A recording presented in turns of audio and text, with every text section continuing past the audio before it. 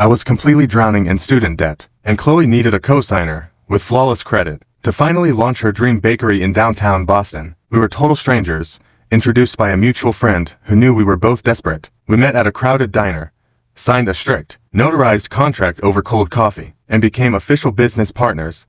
Asterisk on paper, asterisk only. The deal was simple.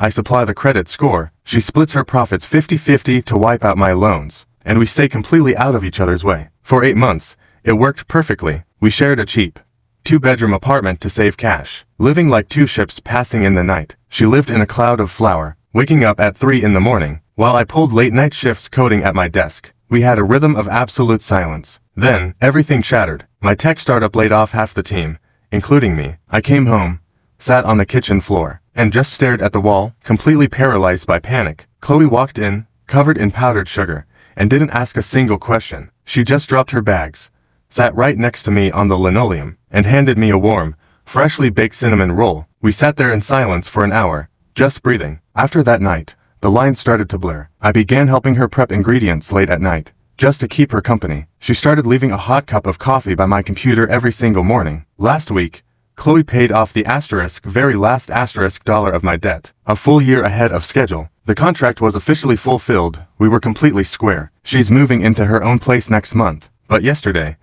as we were packing up the kitchen, she stopped, looked at me, and said, "What if we don't tear up the contract? What if we just change the terms?" Now, I'm looking at her, realizing that the best business decision I ever made had absolutely nothing to do with money.